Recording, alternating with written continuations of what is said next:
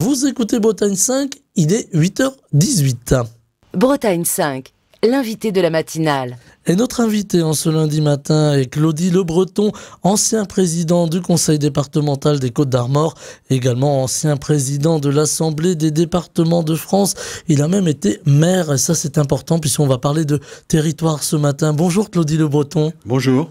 Merci d'avoir accepté notre invitation dans la matinale de Bretagne 5 pour parler d'un ouvrage qui est sorti récemment, un essai politique, Régénérer la démocratie par les territoires, ouvrage coécrit avec Olivier Roucan, chercheur associé au Centre d'études et de recherche de sciences administratives et politiques, avec une préface remarquée de Carole Delga, qui est présidente de la région Occitanie, ouvrage paru aux éditions de l'Harmattan. Ça va être l'objet de cet entretien du matin sur Bretagne 5. On va parler de politique, évidemment, parce qu'on va aussi parler de l'actualité. Mais Claudie Le Breton, on parle beaucoup des territoires aujourd'hui.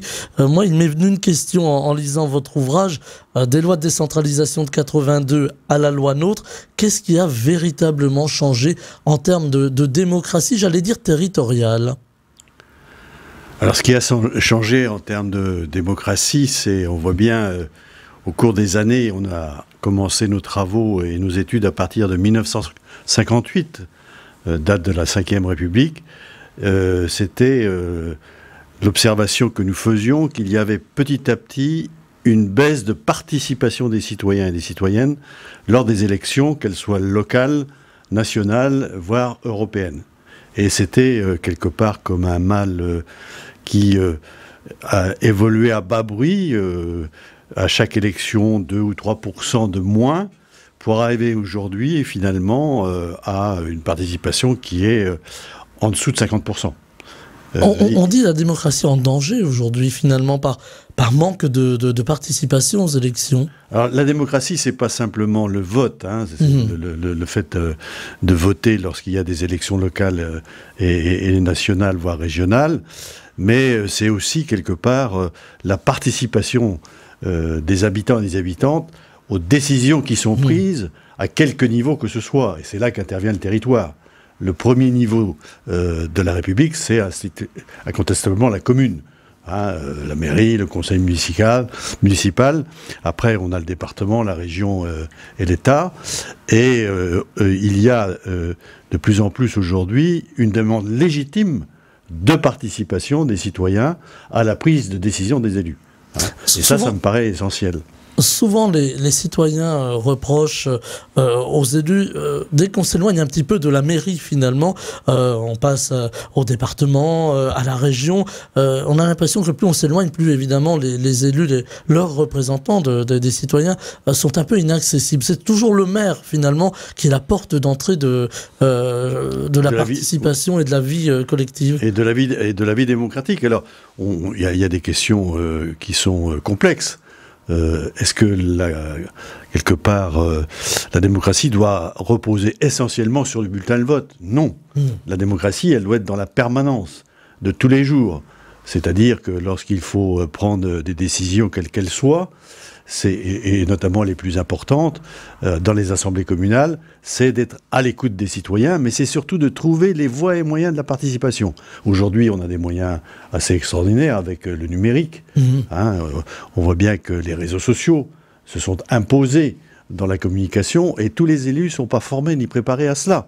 Alors que des lois importantes ont été votées sur la formation des élus, qui est un droit que un conseil municipal ne peut pas refuser à tout élu qui veut aller en formation sur les sujets qu'il convient avec des associations de formation agréées. Donc il y a tout ce travail qui me paraît important. Et puis j'observe que finalement, dans les assemblées locales, quand je dis locales, c'est communal, intercommunal, départemental et régional, il y a une forme de dépolitisation des élus. Moi, en 2015, lorsque j'ai achevé mon mandat au Conseil général, à l'Assemblée départementale, tous les élus qui siégeaient appartenaient à un parti politique. Aujourd'hui, vous regardez les assemblées, certes, les hommes et les femmes qui siègent se définissent de gauche, de droite, du centre et autres, mais il n'y a plus notamment cette adhésion au parti politique, qui était quelque part des endroits où on faisait de la formation sur l'histoire, sur les grands problèmes auxquels on était confrontés. Et je pense que c'est aussi un des problèmes de nos sociétés d'aujourd'hui. Alors, cette dépolitisation, elle a été aussi, j'allais dire un petit peu, vécue à marche forcée. Il y a eu des élections présidentielles. On va parler de politique ce matin. Je sais que vous y êtes attaché, Claudie Le Breton. Il y a eu les élections présidentielles, l'élection d'Emmanuel Macron, qui a un petit peu passé le rouleau compresseur, qui a fait en quelque sorte un peu disparaître la droite, un peu disparaître la gauche, redistribuer des cartes. Est-ce que ce rouleau compresseur, ça a été dommageable aussi, justement pour la confiance que peuvent avoir les citoyens dans l'État, dans les élus? Alors, je pense que c'est effectivement un moment passager. Effectivement, Emmanuel Macron, lors de sa première élection, en se disant et de droite et de gauche, il a quelque part modifié la perception de la vie politique française, mais on voit bien qu'au deuxième mandat, eh bien, la politique est revenue au galop. Et aujourd'hui, il est clair que Emmanuel Macron continue une politique de droite. Il faut être une politique libérale, certes, mais de droite. Tout le monde en est conscient. Et je pense que sur la question de l'adhésion à nos institutions, à nos organisations, vous avez vu avec les grèves, les manifestations contre la réforme des retraites, eh bien les syndicats qui avaient baissé en termes d'adhérents ont regagné des adhérents. Et je pense que l'histoire n'est jamais écrite d'avance. Et les partis politiques, non pas dans une perception passéiste, mais ces organisations reviendront parce que on a besoin d'organisation. Ça ne peut pas être autrement. Et puis, je pense que aussi, dans les collectivités, il faut faire preuve d'audace et d'imagination. Moi, je rêve aujourd'hui, si j'étais en situation, je ferais des conventions citoyennes sur tel ou tel sujet. Trouver quelque part, par l'innovation, la créativité, des moyens d'associer de plus en plus nos citoyens à la gestion de nos collectivités territoriales. Et ça permet aussi d'apaiser. On est dans un climat, on l'aura compris, très compliqué aujourd'hui en France, avec l'inflation, avec une forme de mal-vivre. Les gens ont peur de l'avenir. On a une guerre aux portes de l'Europe aussi, qui est là, la guerre en Ukraine, 2 ans déjà.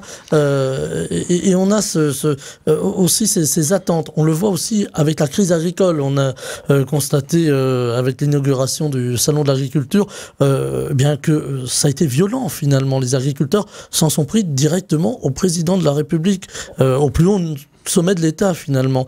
Est-ce que c'est inquiétant quand même quand on constate aussi que le Rassemblement national monte beaucoup dans les sondages?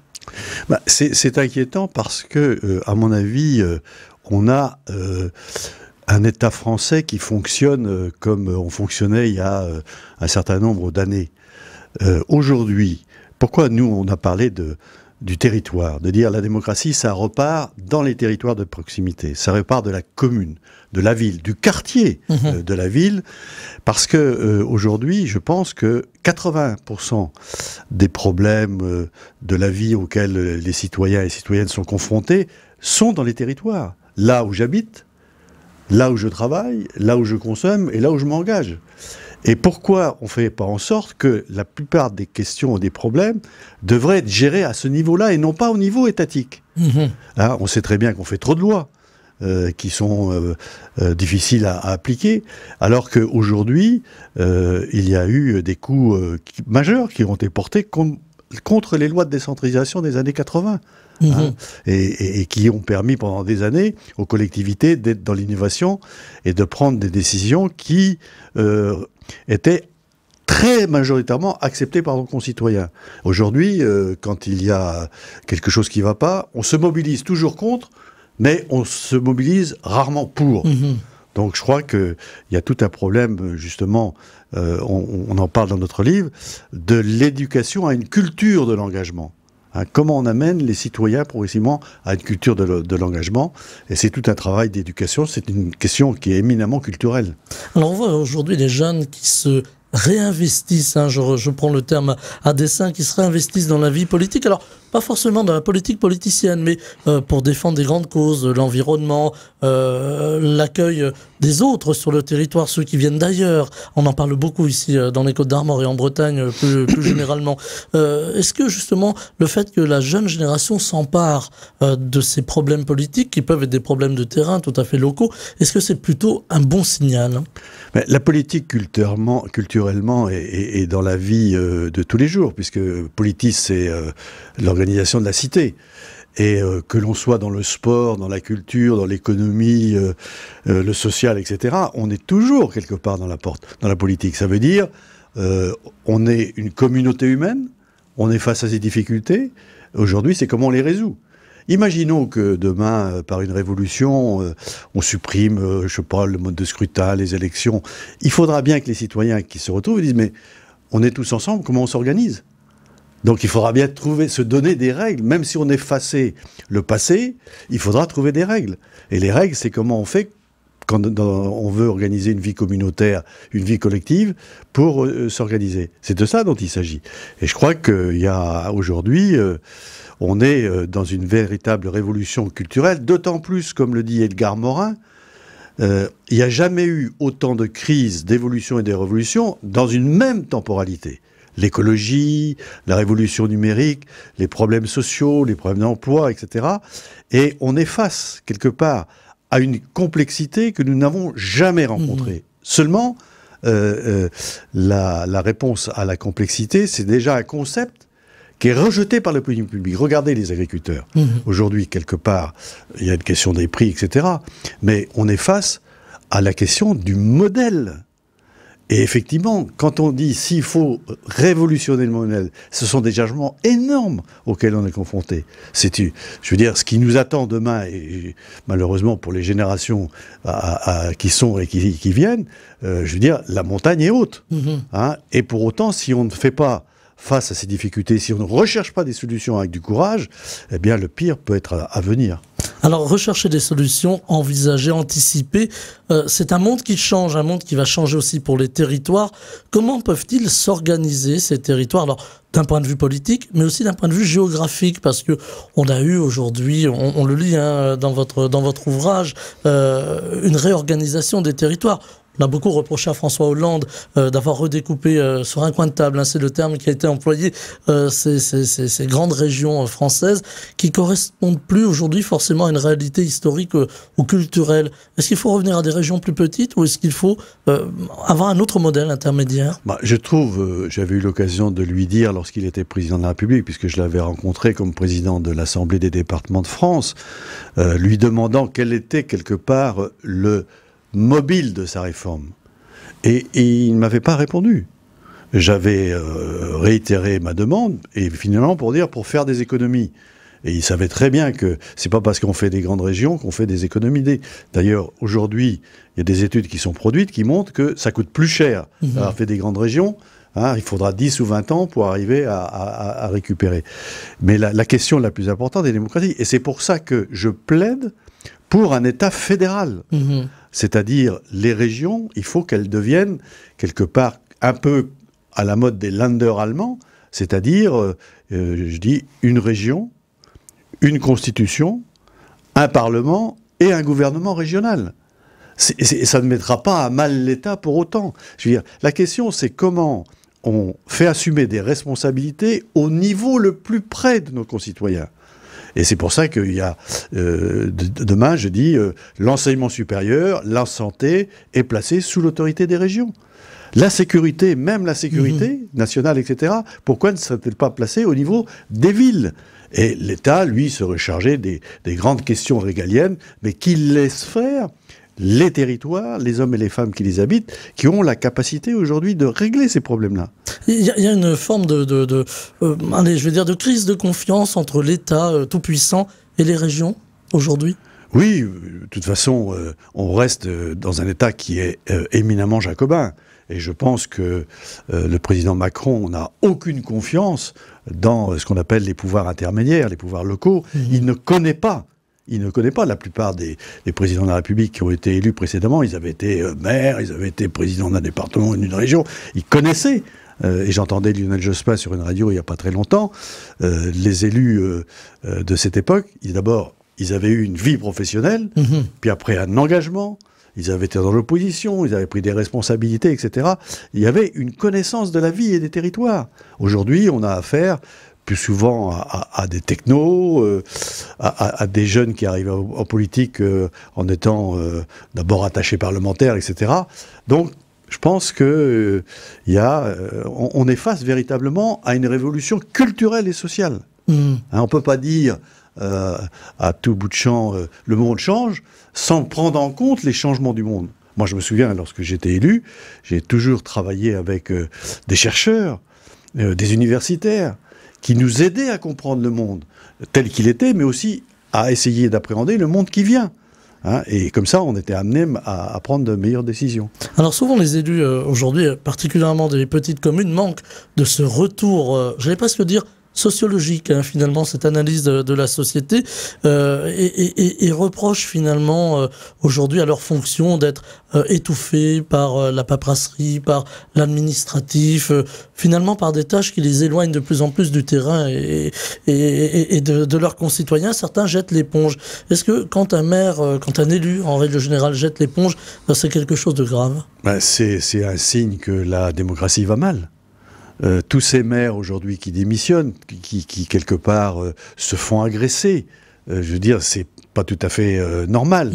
Mais on peut pas faire simplement le reproche quelque part à celles et ceux qui portent des actes malveillants et à la communauté. Il faut s'interroger pourquoi on en arrive là. Et je pense qu'il y a quelque part une forme d'autorité légitime qui n'est plus respecté.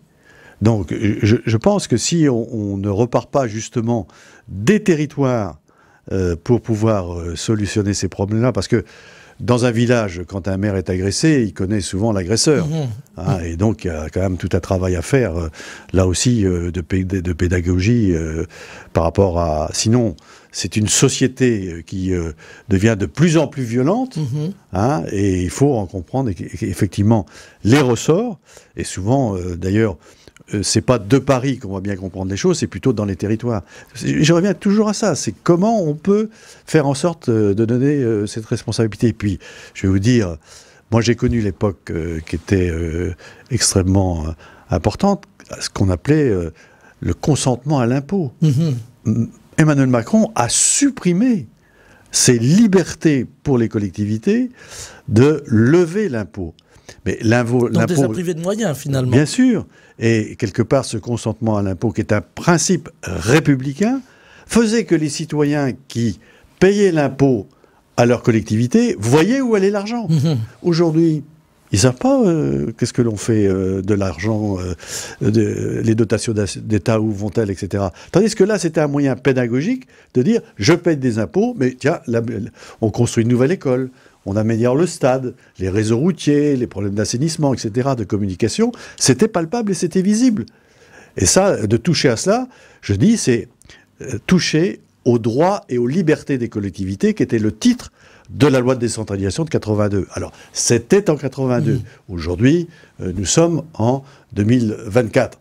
Le monde, effectivement, a évolué. Mais on est capable de s'adapter avec des questions qui restent intemporelles. Aujourd'hui, le fait est, Claudie Le Breton, que on constate une disparition des services publics dans les campagnes, même dans les villes. Les bureaux de poste ferment, on a du mal sur les transports, même s'il y a un effort. Suppression de postes dans les écoles. Et les écoles, j'y viens. Les collèges. Les collèges, voilà. Alors on pourrait parler du collège de Corlay, vous qui avez été président du conseil. Alors on disait général à l'époque, ouais. Départemental aujourd'hui. La fermeture d'un collège, on pense au collège de Corlay ici dans les Côtes-d'Armor. La fermeture d'un collège, c'est un recul aussi pour l'éducation, mais aussi pour la citoyenneté et pour la démocratie. Bien sûr. Je pense que dans le mal-être, on va dire, des territoires ruraux, il vient du fait que progressivement, les services publics de l'État, ont disparu, les services de santé, les trésoreries, etc., la poste. Alors, certes, il faut tenir compte. Voire même la gendarmerie, aujourd'hui. Même la gendarmerie, il faut tenir compte de tout cela. Mais je pense que dans ces territoires, il y a un malaise. Les gens se sentent abandonnés. Et si les collectivités qui sont les plus en proximité, la commune, le département et la région, eux, s'ils quittent ces territoires-là, je veux dire, on rajoute quelque part à ce sentiment d'abandon. Et je me souviens, lorsqu'on avait fait le premier plan départemental pour les collèges, à l'époque, c'était en 2008-2010, 220 millions d'euros qui avaient été votés pour les 10 années qui viennent. On avait eu ce débat-là sur les collèges ruraux. Et c'est parce qu'on voulait une présence du service public départemental que nous avions maintenu ces collèges-là. Aujourd'hui, bon, autre époque. Et puis, lorsque, je me souviens, puisqu'on est ici sur le secteur de Quessoy, il y avait 2 collèges qui étaient très proches à Saint-Brieuc, et Beaufeuillage et Racine. Et on a fermé Beaufeuillage, mais on l'a transplanté. Il devait aller à Ifignac, il est à Saint-René-et-Lyon. C'est-à-dire, il n'a pas été fermé, il a été déplacé pour mieux aménager le territoire. 4 ans de négociations. 4 ans de discussions et de négociations. Donc je dis, attention, soyons attentifs à tout cela. On ne peut pas avoir une gestion technocratique des choses. Tout cela, c'est de la gestion humaine. Hein, et quelquefois, la négociation, alors ça c'est un autre volet de notre propos, c'est de dire la France n'a aucune culture de la négociation. C'est-à-dire, on est dans la consultation, on est dans la concertation, on écoute, on entend, mais la négociation, c'est pas la même chose. C'est prendre en compte, quelque part, ce que les gens ont à vous dire et de trouver le bon compromis. C'est un peu ce qui arrive aujourd'hui dans la crise agricole. On voit le gouvernement qui entend, qui écoute, qui consulte, mais finalement, il n'y a pas de négociation dans le fond. Non, il n'y a pas de négociation. Il y a des réunions. Moi, j'ai connu ça. Je veux dire, il y a des réunions au niveau national. On vous écoute, etc. Mais la négociation, je l'ai connue une fois dans ma vie. C'est quand les départements qui étaient en difficulté financièrement, on a négocié quelque part un rapport financier entre l'État et l'Assemblée des départements de France. Et le 16 juillet 2013, avec Jean-Marc Ayrault, on signait un accord national qui était un compromis qui donnait 2,4 milliards aux départements pour s'en sortir.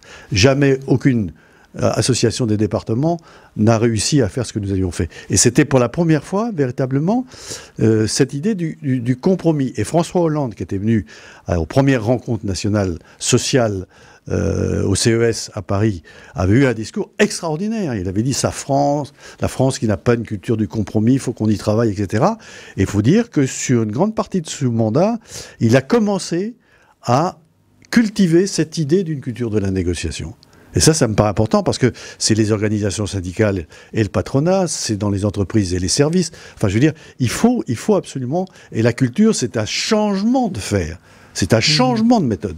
On a perdu le sens du dialogue aujourd'hui, finalement. On s'en aperçoit aussi en lisant votre ouvrage par rapport au territoire. On a l'impression qu'on est très dans la technocratie, hein, il faut bien dire le mot aujourd'hui. Et puis il y a l'abandon des territoires ruraux. On va parler de politique, Claudie Le Breton, on va même parler du Parti Socialiste. Il n'y a pas de secret, vous étiez au Parti Socialiste, vous êtes toujours aujourd'hui...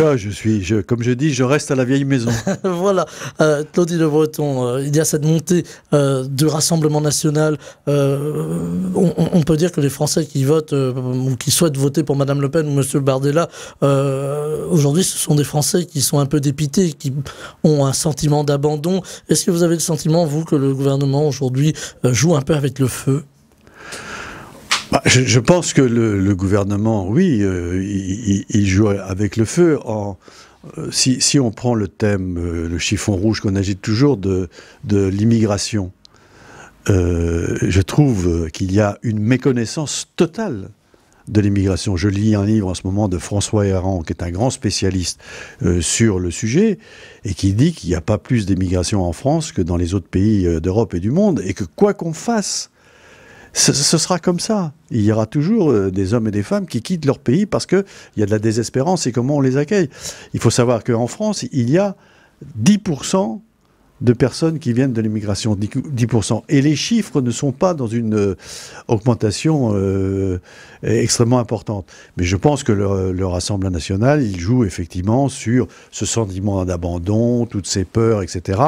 Et les réponses qu'ils apportent ne sont pas à la hauteur des enjeux auxquels on est confronté. Mais aujourd'hui, les hommes et les femmes sont désespérés, perte d'emploi, problèmes sociaux, etc. Et quelque part, les discours qui sont quelquefois les plus simplistes, alors qu'on est dans une complexité accrue, passent plus facilement. Mais c'est aussi à nous de faire aussi, quelque part, de battre sa coulpe et de dire il faut aller dans ces territoires, etc. Il faut être très présent. Moi, je me souviens, à l'époque, j'avais une réunion mensuelle par canton. Toute la journée, je passais la journée dans le canton, visiter des entreprises, aller à la rencontre des gens, etc.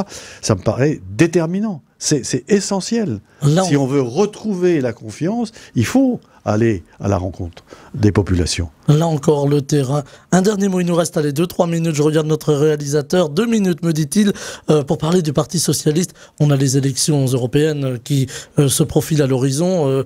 Ça va aller très vite dans à peine 4 mois maintenant. Le Parti Socialiste essaie de, j'allais presque dire, exister dans ces européennes. Est-ce que vous êtes quel regard vous portez, vous, Claudie Le Breton, sur ce Parti Socialiste qui a du mal à revenir au devant de la scène ? Alors d'abord, je le disais tout à l'heure sur les syndicats, les partis, etc., il y avait de la contestation, mais on regarde les partis, ils sont tous logés à la même enseigne. C'est quand même une réalité. Mais à je focalise sur le Parti Socialiste. Mais le Parti Socialiste, voilà. moi je l'ai dit plusieurs fois aux responsables nationaux, et départementaux, mais c'est moins le cas. Nous, on a un jeune là qui est très dynamique, Antoine Ravard, que je soutiens dans l'exercice de sa fonction de premier secrétaire. On ne travaille pas assez. On ne travaille pas assez avec les gens, avec les chercheurs, etc., à comprendre le monde, faire de la formation citoyenne de nos militants et des citoyens qui le veulent bien, pour essayer de comprendre ce monde tel qu'il est. C'est d'une complexité inouïe, mais ça oblige à un travail intellectuel et qu'on puisse reparler, non pas forcément des grands enjeux, il faut parler du quotidien. Problème des transports, de la circulation, problème de la sécurité, quand elle existe, des problèmes sociaux. Il faut parler de tout cela. Mais je crois qu'il faut que l'on essaie de comprendre. On ne peut pas dire que le monde est de plus en plus complexe, et en plus on voit bien avec des interactions. Tout le monde aujourd'hui est dans l'appréhension du résultat des élections américaines. Parce que qui dit élection américaine, peut-être élection de Trump, il n'y a plus d'autant. C'est-à-dire que c'est la question comment nous, l'Europe, on va se défendre sur des éventuelles agressions. Il faut savoir que, je ne veux pas être un oiseau de mauvais augure, mais on pensait que la guerre était derrière nous à tout jamais. Moi, c'est ma génération. Je suis né en 1948, juste après la guerre. J'ai eu la chance de vivre cette période totalement pacifique. Mais aujourd'hui, le monde est tellement compliqué qu'il faut être très attentif et véritablement être dans la proximité. Claudie Le Breton, on va devoir se quitter, on vous écoutera encore longtemps. Votre parole est rare dans les médias et je vous remercie une fois encore d'être venu partager avec nous sur Bretagne 5. Je renvoie à la lecture, je renvoie les auditeurs à la lecture de votre essai Régénérer la démocratie par les territoires, coécrit avec Olivier Roucan, chercheur associé au Centre d'études et de recherche de sciences administratives et politiques, avec une préface de Carole Delga, ancienne ministre, présidente de la région Occitanie, et c'est paru aux éditions de l'Harmattan. C'est vraiment, j'allais dire, un livre utile. Voilà, je tenais à le dire ce matin. Merci infiniment, Claudie Le Breton. Je rappelle que vous êtes ancien président du conseil départemental des Côtes-d'Armor, on disait alors conseil général, oui, et ancien président de l'Assemblée des départements de France. Vous étiez en direct avec nous ce matin au micro de Bretagne 5. Je vous en remercie, je vous souhaite une très belle journée. Merci de m'avoir invité, c'était très sympathique. Bretagne 5, Stéphane Hamon, le 7-9.